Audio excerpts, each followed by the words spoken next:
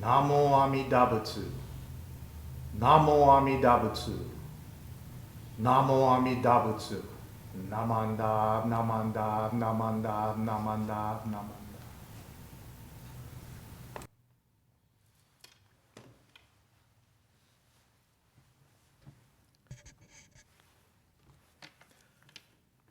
Good morning and welcome to today's service for Sunday, May 16th.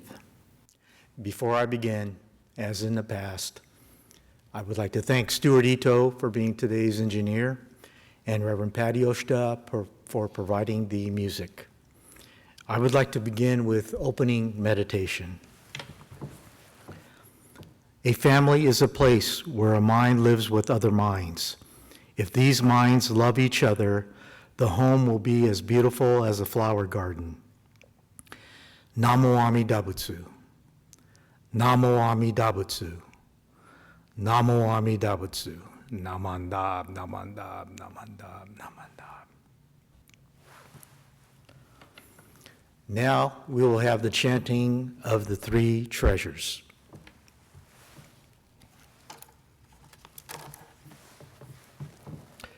Three treasures. Fortunate is it to be born into human life. Now we are living it. Rare is it to encounter the teachings of the Buddha. Now we hear it. If we do not seek the truth of the Dharma in this life, in what life shall we find it?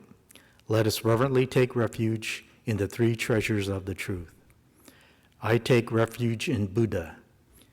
May we all together absorb into ourselves the principle of the way to enlightenment and awaken within us our highest aspiration. I take refuge in Dharma.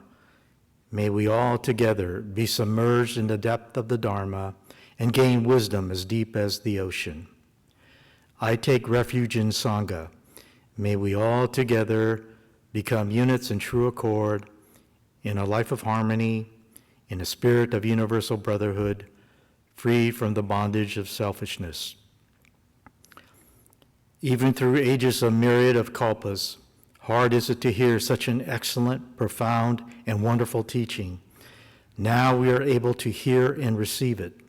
Let us thoroughly understand the true meaning of Tathagata's teaching. Namo Amida Butsu. Namo Amida Butsu. Namo Amida Butsu. Namandab, namandab, namandab, namandab.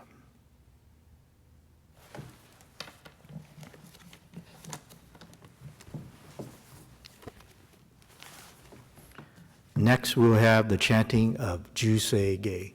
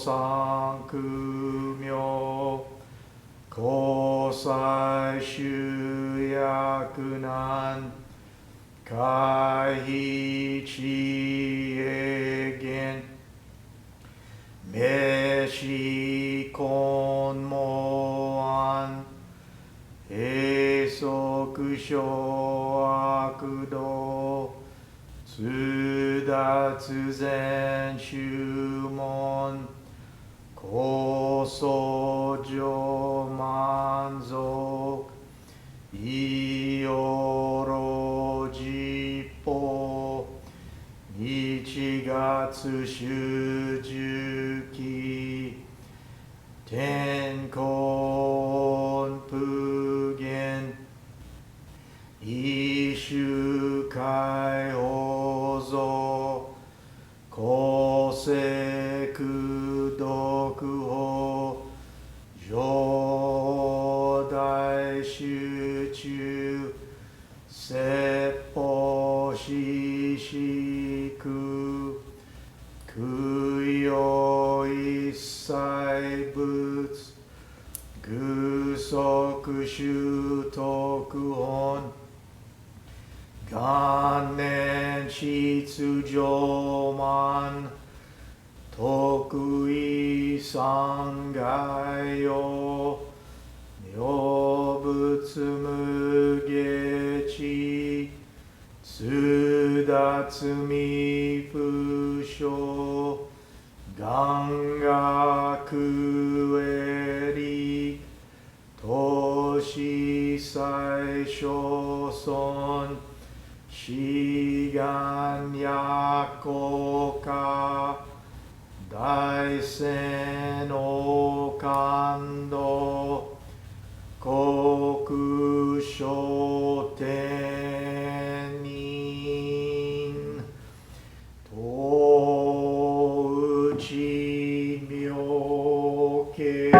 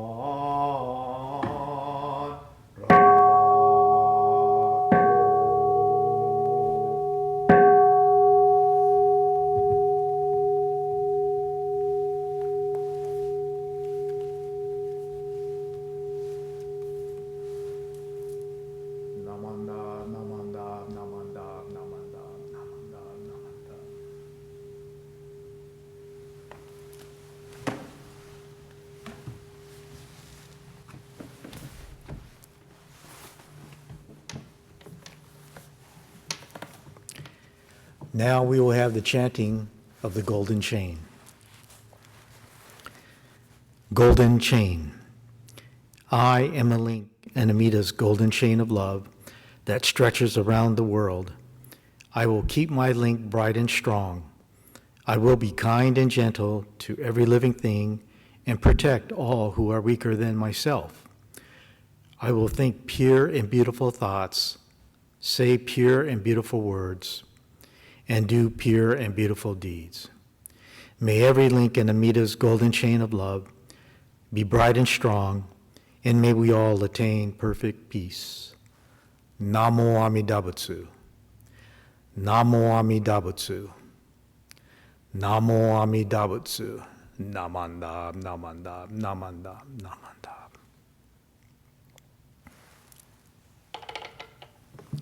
Next, we will have the Gatha Namo Amida Butsu.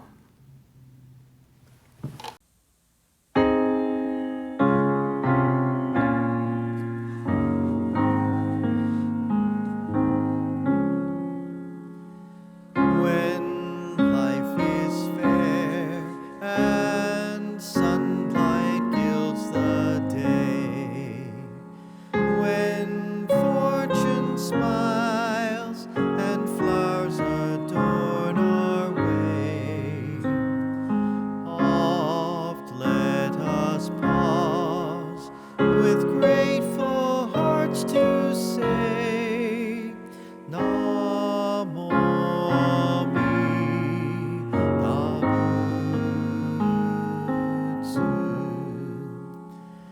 E'en though our way leads 'neath the darkened sky, and to our loved ones pain and death draw nigh, our tears may flow, yet trustingly we cry, Namo Amida Butsu. When our life leads us to the other shore, and Buddha's light we'll see forevermore, in Nembutsu our grateful hearts shall soar, Namo Amida Butsu.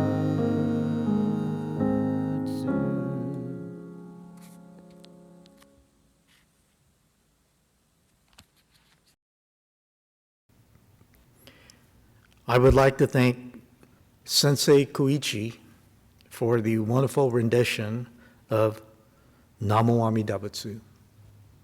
Thank you, Sensei. The Minister's Assistance Group, we meet monthly to go over what is going on within the BCA, the Northern California District, and our temple. A few months ago, we were figuring out the coverage for the upcoming Sunday services. I originally was scheduled to do Mother's Day Sunday service, but the schedule changed, and I was scheduled today to do the following Sunday, which is today. As I was thinking about my Dharma message, I thought, why not do a message about mothers? They are certainly deserving of being celebrated again for another weekend. As I researched information about being a mother in the Buddhist context, I discovered that there was a Sutra of, and I hope I pronounce this correctly, filial piety, or the Sutra of Parental Benevolence, which was written in China.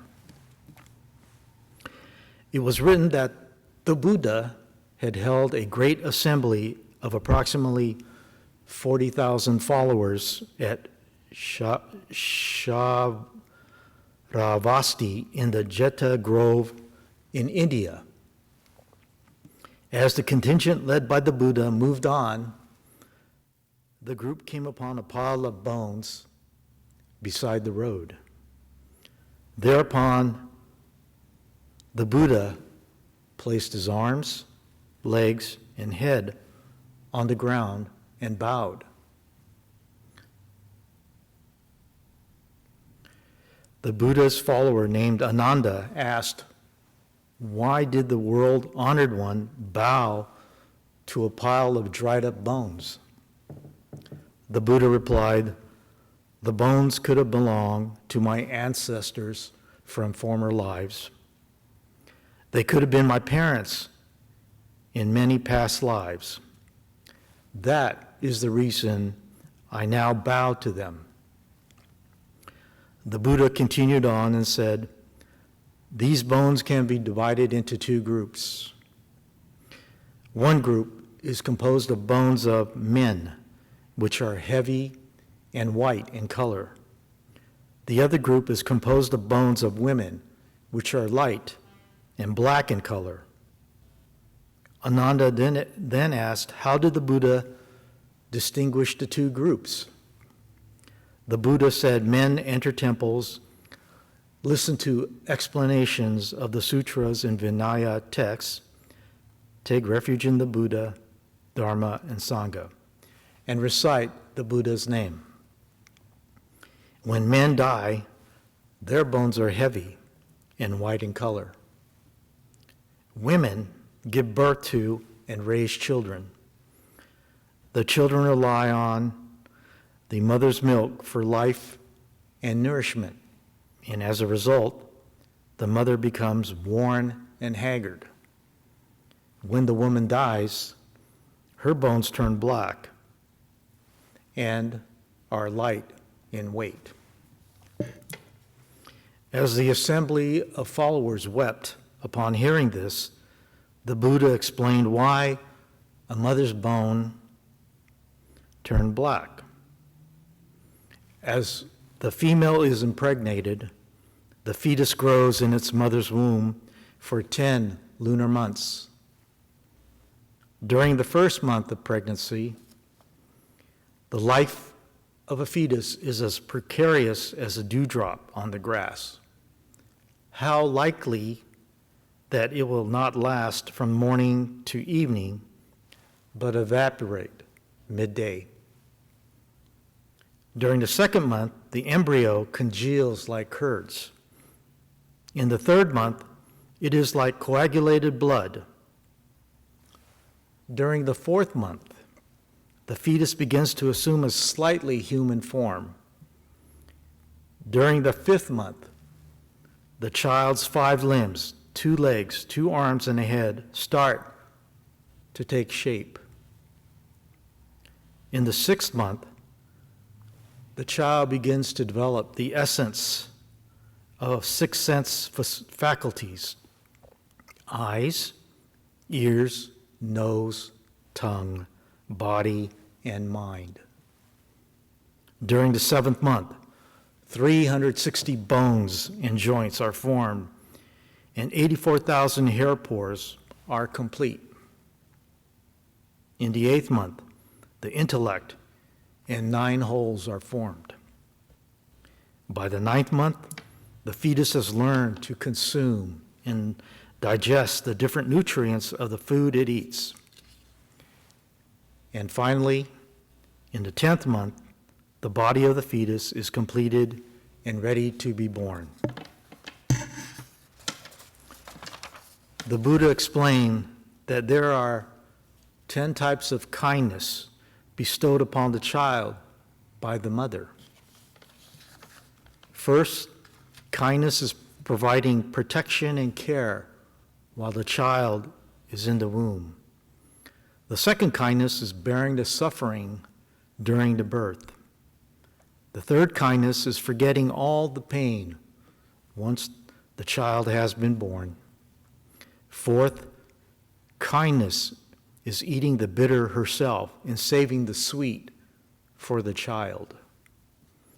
The fifth kindness is moving the child to a dry place and lying in the wet herself. The sixth kindness is suckling the child at her breast and nourishing the child. The seventh kindness is washing away the unclean off the child. The eighth kindness is always thinking of the child when it has traveled far. The ninth kindness is deep care and devotion to the child. And the 10th kindness is ultimate pity and sympathy for the child.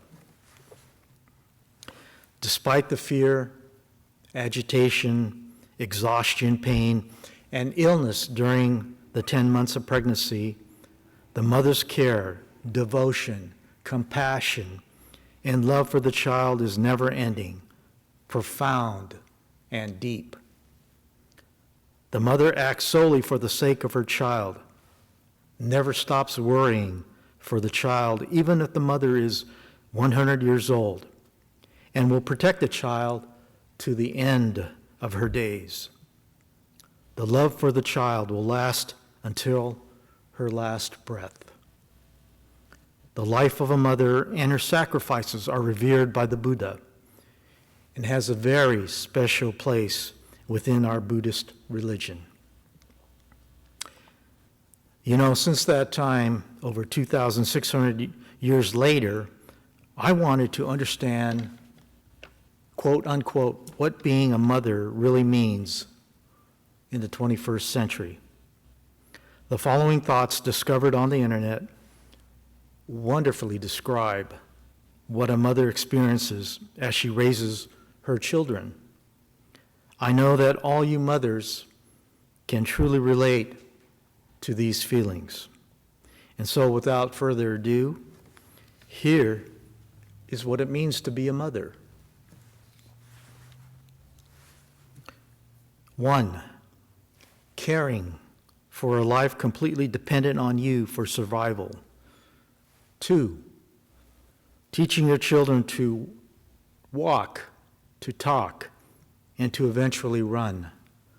3, bracing them for a fall and dusting them off after the fall. 4, letting them go, letting them fail, and teaching them to get back up. 5, being tough and teaching them hard lessons. 6, showing them how to become capable and self-reliant. 7, giving them the support and security to do great things. 8, nurturing a relationship that never ends and a love that never dies. 9, feeling your heart swell with pride as you see the beauty and joy in your children's lives. And 10, and most importantly, realizing motherhood is the very best part of you. Based on what my mom did for me and what Shirley continues to do for our boys, I realized long ago that a mother is truly the heart and soul of the family unit. After long hours at work each day, mothers cooked nourishing meals to keep the family going. In spite of all the sacrifices mothers made on behalf of the family, mothers know the true value of what having a family really means. Whenever children encounter the storms in their lives, the mother is always there to provide reassurance and comfort. And with that reassurance and comfort, lets the children know that they are important, and above all, they are loved. Mothers bring so much joy and fun into the family's lives and keeps a steady hand when things go crazy. With all this, our mothers allow family members to have the world at our feet with everything we ever needed. Unfortunately, on many occasions, we did not appreciate, or sadly, we had taken things for granted until later on in our lives when we ourselves became parents. As Shakyamuni Buddha explained to the Sangha, mothers personify the teaching of oneness in keeping the family together as she dispenses compassion and love, regardless of the age of her family members. For that, to all of you mothers out there, a very special thank you for everything you have done and continue to still do for your family. Please join me in Gassho. Namo Amidabutsu. Namo Amidabutsu. Namo Amidabutsu. Namandab, namandab, namandab.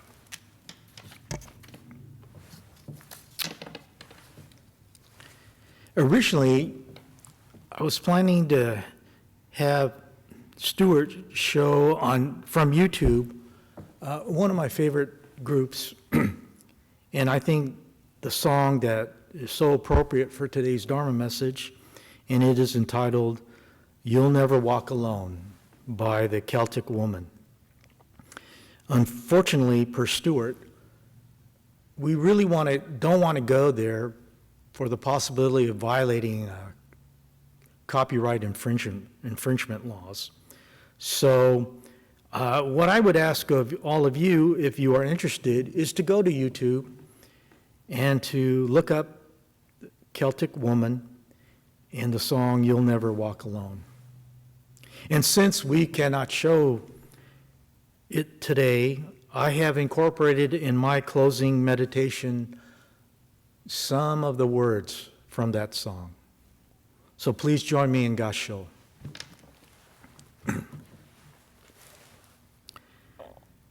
When we walk through a storm, hold our head up high, and don't be afraid of the dark. Walk on through the wind, walk on through the rain, though our dreams may toss and turn. And at the end of the storm, there's a golden sky with the sweet silver sound of our mother's voices. And with Amida beside us, we will never walk alone. Namo Amidabutsu. Namo Amidabutsu. Namo Amidabutsu. Namandab, namandab, namandab, namandab. This will conclude today's service. I want to thank you for joining me today. And I hope that you will all stay safe, stay healthy, get your vaccination shots, and take care. Next, we'll have the announcements from Kelly Gartman. Thank you and goodbye.